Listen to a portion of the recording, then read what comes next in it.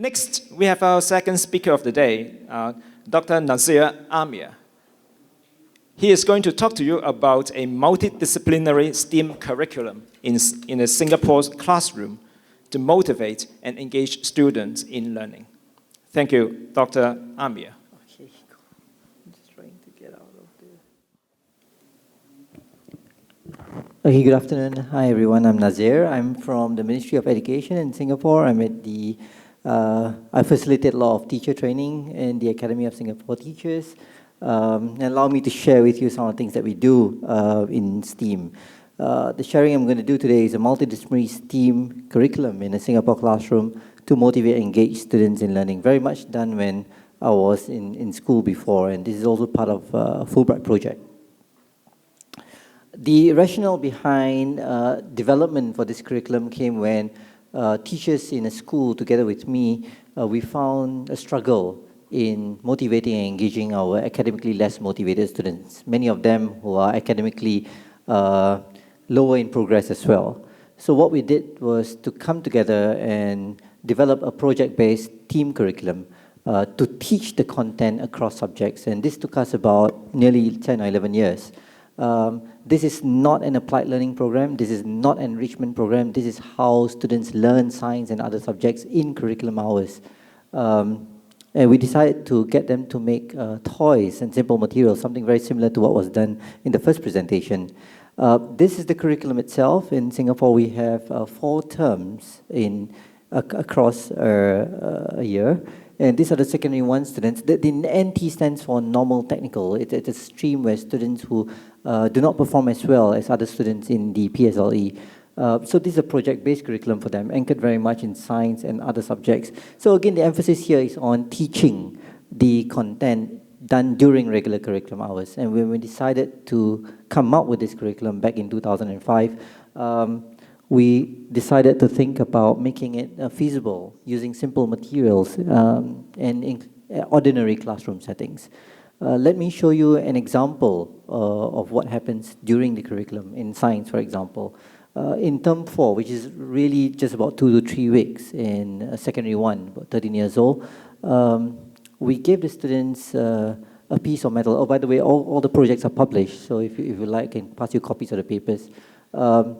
We gave the students a piece of metal, which is as thin as this, an aluminum foil, and we gave them a T-sieve and told them, okay, we're going to cut this T-sieve now, and this is done during a science lesson. We told them to clean it up. That's the food hygiene lessons where you see the food and consumer education teacher. She comes in to teach this portion. And then we told the students we're going to put sugar inside there. And the final kit, it just looks like this. It's a very simple kit. And then we told the students, okay, we're going to learn how to use the Bunsen burner. Let me attempt to play a video here. Hopefully there'll be sound.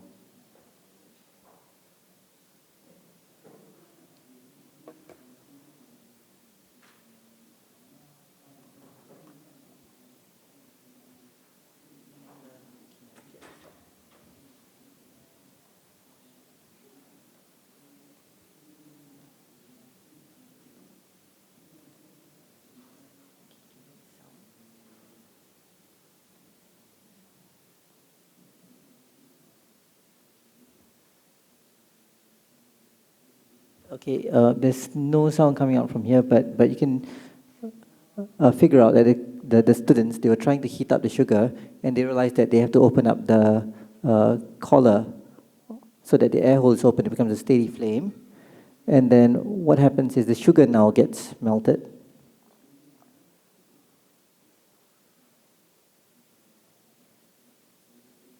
The sound really will show them really being excited and enthusiastic about learning.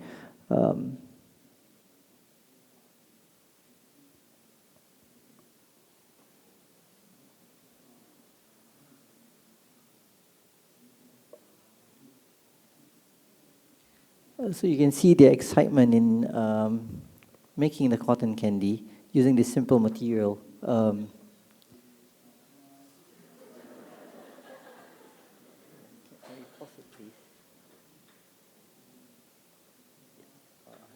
Another video there. Thank you.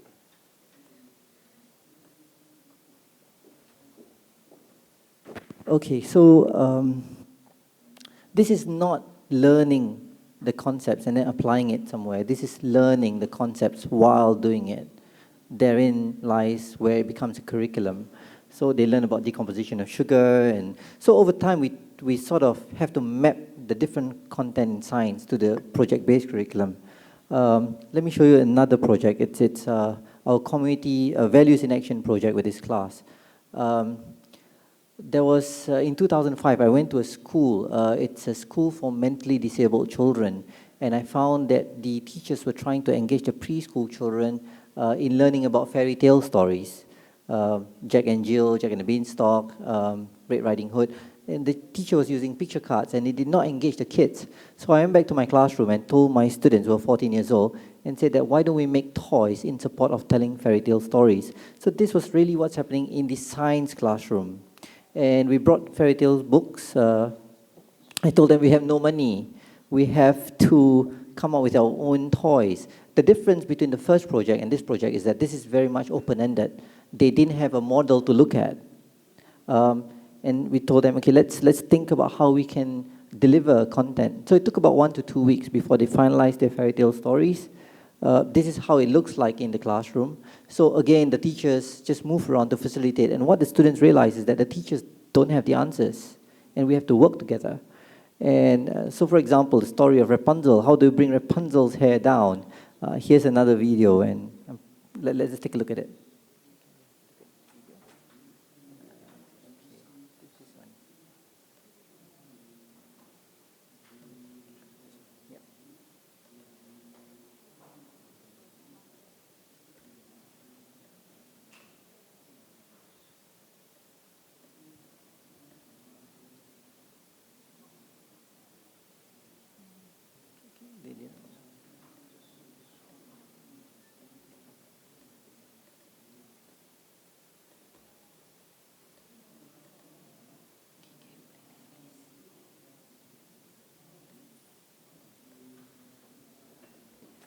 Okay, so here we see a kitchen towel and an Allen key being used as a wheel axle.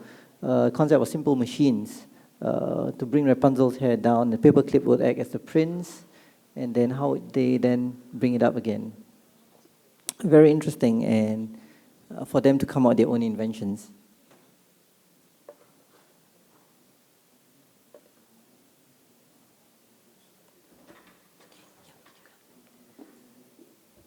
So during this time, it was done a science lesson. We kept the projects in the science lab. The art teacher during the art lessons come in to help them with the art, with the coloring.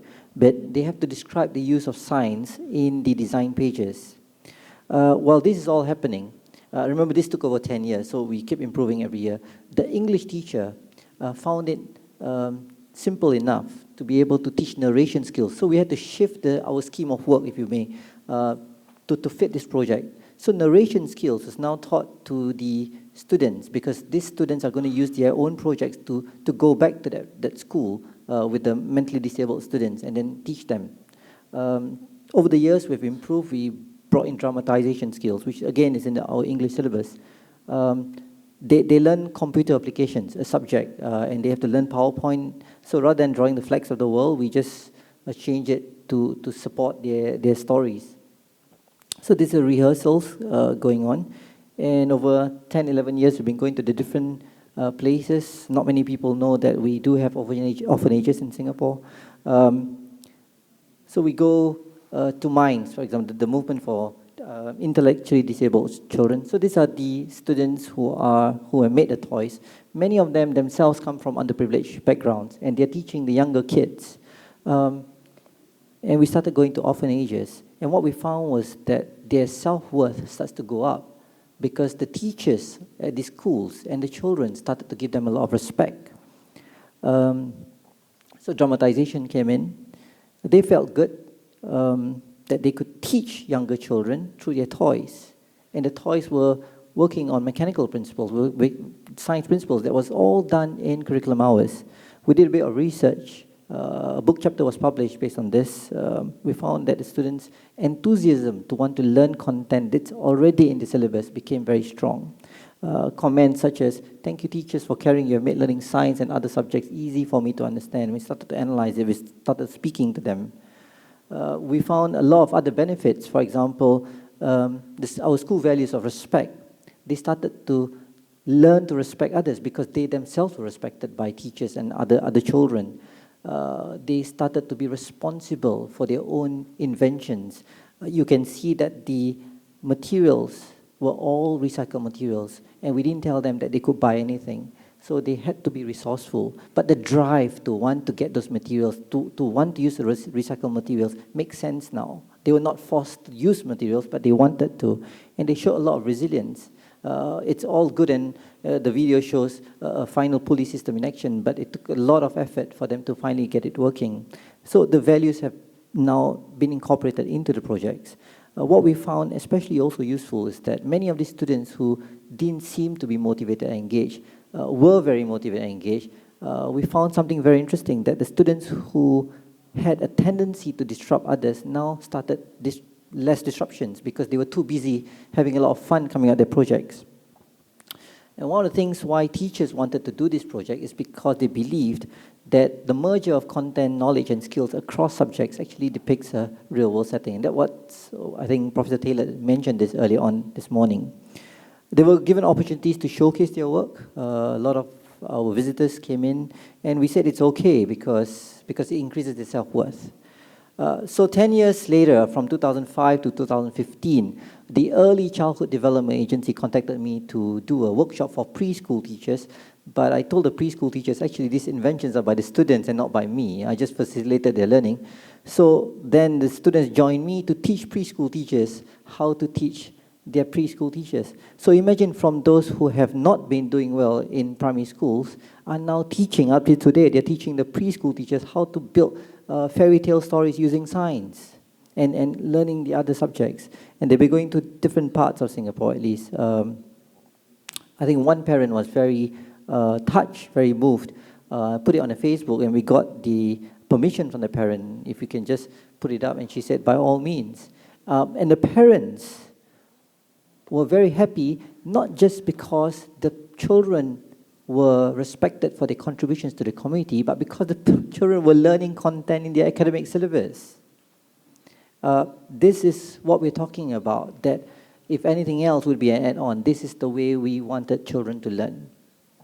They were recognized, and that recognition, again, led to the self-worth of the students. But as a teacher, me and my team of teachers back in school then, we were thinking that, okay, all this is good, but how do they perform in their examinations? So in designing assessment, which was a question for the panel earlier on, how do we design examination worksheets? We see this in the mid-year exams, in the final year exams, that we set contexts that are directly linked to the storytelling. So for example, in this story of Jack and the Beanstalk, why is it better to drop the bean at B instead of A? Whether they invented it or not, they would have seen their friends invented it, and they could answer using turning effects of moments, principles of moments. Suggest a material in the story of the three little pigs, suggest a material for house A, house B, house C, whether it's paper, plastic, or whatever it is, because they have seen it. And then from these concepts, from this context, we scaffold them out of that context, the same concepts, and they realize actually science is not that difficult, because the teachers have come together to make it relevant and interesting for me, not just relevant, but the appeal has to come in. And then examinations questions, which they could have never done before, they were starting to look at it and say, this is actually nothing, we can do this, but our teachers had to play that part. So key points from this sharing, just 3 points here, is that the teaching, again, the teaching of academic content through the STEAM project-based curriculum that we shared, that makes use of simple and recycled materials, has led to the students to find a sense of purpose to learn. Why should I learn science? Why should I learn circuits? Why should I learn simple machines? We found them learning this. Why should I know about values? We found them finding a sense of purpose, even in about recycling. Why should we recycle? But through these projects, we find that they find a sense of purpose. And the two projects I've shown you, the cotton candy and the storytelling project, it fosters intrinsic motivation from getting students to having to come to school. I have to come to school to learn, to I want to come to school to learn. So that change of motivation, it's not about rewards. There's no rewards given to the students. The rewards are very intrinsic. I enjoy it. That's why I'm doing it. The rest are just recognition of that reward. And finally, and this is something that my colleagues and I at the Academy are trying to do, is that we're trying to debunk this idea that these students are, what we hear on the ground is that many school teachers, even leaders are saying that, oh, just because these students are not good in this sort of academic studies, let's focus on getting them to do well in the other areas like music and sports and whatever it is. But our intention is to show that they can do well in science and mathematics. But it's our pedagogical approach that has to change. The issue doesn't lie with the students. It lies with our pedagogy. And if we do it right, then we're changing the mindset that they are unmotivated to students that can be developed to become future inventors. I would like to share the last slide with you. This is something that came out in our papers quite a number of years. These are students who have scored very low in the primary school leaving examinations to scoring really well. And the attributes of it, when they interviewed the students, they found that the students enjoyed learning, and then that scaffold to the assessment, to see the familiar questions in the examination papers, really, really made that difference. And with that, I thank you very much. Thank you. Thank you, Dr. Amir. So again, this is Q&A time. Please enter your questions onto the Q&A platform.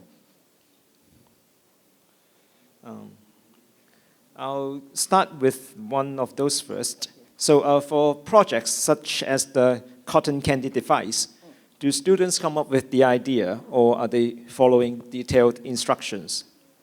Okay, let me answer that question right now. The cotton candy is what we call a type 1 project. This is not an open-ended project.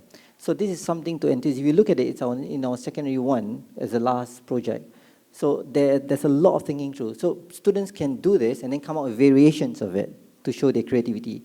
The storytelling project, on the other hand, is an open-ended project. There is no demonstration model for them. So that's what we call a type 2 project, an open-ended one.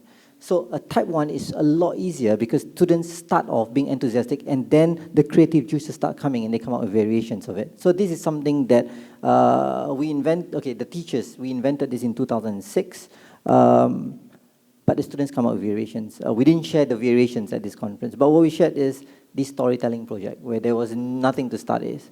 But the appeal of the project drew the students to be really inventive. Hope that answers the question. Okay, thank you. Another question. Yeah. So how do you allocate the time of STEAM education in the curriculum? Okay, I suppose that we're talking about the mapping and the choice of the projects. Okay, well, again, this is well and good, but this is a product of 10, 11 years. It started with a single teacher trying to engage his students in science. And then slowly the other teachers started coming, hey, maybe I can come in to help with the arts, the art teacher says. The English teacher then comes in and says, maybe narration's good. So it's accumulative. And finally the buy-in came in. So it took one single teacher, that certain amount of time, and then we see how it fits. There's no way we're going to force fit anything. You see, we don't talk about mathematics. But there are projects that involve mathematics. We're not here to push for STEAM in a sense that it becomes an applied curriculum. At the end of it, we want our students to do well in maths and science. We don't want them to be very good in some form of enrichment program and fail in maths and science, which you have seen. We started this before 2005, where we saw our students were scoring extremely well in robotics, but failing maths and science, because the correlation I don't see where mathematics is in coding. So I need to see that. How do we get it done? So that's how we thought about it. I hope that somehow answers the question as well. Yep. Okay. Thank you, Dr. Amir. Thank you very much. Thank you. Thank you.